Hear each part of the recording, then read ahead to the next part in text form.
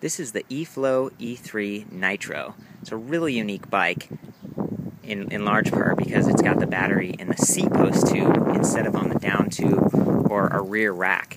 And this does a couple of things. It actually keeps the bike balanced from front to rear because you've got weight kind of more towards the middle instead of hanging off the back. And it allows you to remove both the seat and the battery easily at a bike rack. Or, you know, if you park it outside or a garage or something, you can basically use a quick release. The whole thing pulls up and then forward. I'll show you that in a second. And also, it's got this nice little shock absorber on the front fork. So when you combine those two things, you've got kind of a road bike setup here, something that's a little bit lighter. It's really stiff and really nimble.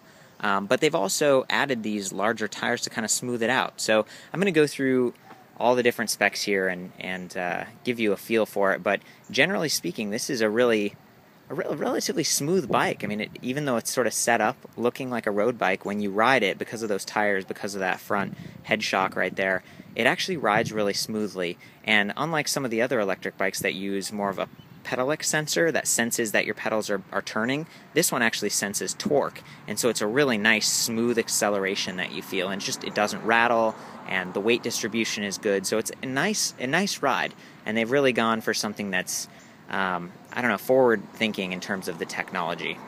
So let's go through some of the specs. It's got a lithium-ion battery, 36-volt, 10 amp hour. That's pretty standard, kind of the standard / upper end, but it's connected to a 500-watt rear hub motor. And that's right there where it says eFlow. So that is quite large. A lot of electric bikes have like a 350-watt hub motor. So this is well beyond that. And this bike, it really isn't that heavy. And so you're getting extra power, and it's pushing less weight, so you get a really nice acceleration, solid ride, good torque. This is all controlled by this little computer right here. You can see, I guess I said little, it's not actually that little, but it does quite a lot. It's got a bunch of different features that you can cycle through, speed and distance and all of that, and then you can change the power level. You can see right here, power level for pedal assist, because this bike assists you, as we were talking about with torque sensor, and it's got a twist throttle right here. So if you twist that at any time, the bike will accelerate. And I love the way that they combine these two features, because a lot of electric bikes, you have to do one or the other. You're either in pedal assist mode only, or you're in twist and go mode only. And I mean, there's a time and a place for both. You know, if you're actually using pedal assist and you're riding smoothly and everything, but you're going pretty fast, and then you come to a stop sign, you're at zero, you know, and maybe your pedals are set up for really slow, hard motions, and, you know, it's nice to be able to just reach over, twist the throttle, and you're off. So they've done a really good job with that. Speaking of twisting, the computer actually twists right off. So check this out. You can just twist it, take it off with you. So no one can mess with your bike. Your computer's not going to get vandalized or stolen or anything. Really nice feature. I like the way they designed that. And then earlier, at the beginning of this, I was talking about this seat post. So you just can unlock it with a simple quick release. Whole thing slides up. There we go, actually. And then you can just push it forward, and the whole thing comes off. So check that out. I could bring this up to the office with me if I wanted, and just leave my bike downstairs.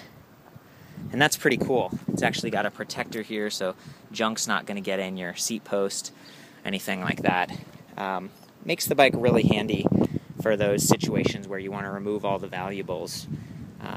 Just kind of interesting. Again, one of the only bikes out there that has these kind of features. Great. Here are those tires we were talking about earlier. Nice and thick, got some good reflectors. It's actually got hydraulic disc brakes, front and rear, so lots of stopping power, quick release on the back, nice kickstand, and quite a few gears. I think there's actually 23, or 21. You've got 3 rings on the front, little bash guard, plastic, just kind of bunch on the back. So you could actually ride this thing with pedal power if the battery ran out, and you'd be just fine, and it'd get you there, which is really nice. It's great to have a bike that's actually fun to ride and delivers extra power and pedal assist and all the things that electric bikes are good for. And I must say, again, I really like how, you know, you've actually got a soft head shock right here, and you can adjust the preload and everything. So all in all, I mean, just a really comfortable bike to ride around, and I'm going to go ahead and hop on and try to demonstrate what it's like, what kind of torque this thing gets. Great, so I got the seat adjusted again after that last shoot, and I'm going to go ahead and power it up. Just hit the power button on this computer, and I can adjust the power level here. Right now it's max. I'm going to take it back down to just a couple of bars. I've got my feet all set up to pedal, and I actually really like the pedals that they include with this bike. They're metal, they're a little bit narrower, but they're really grippy, so if it's wet or anything like that, you're not going to slip around.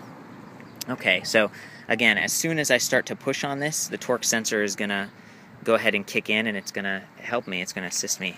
There we go. And it's just really responsive. It feels like an extension of your body. Really thrilling, great feeling.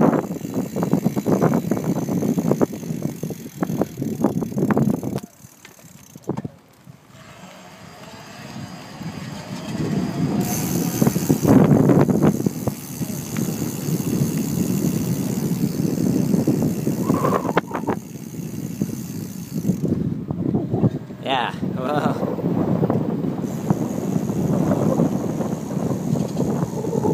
Awesome.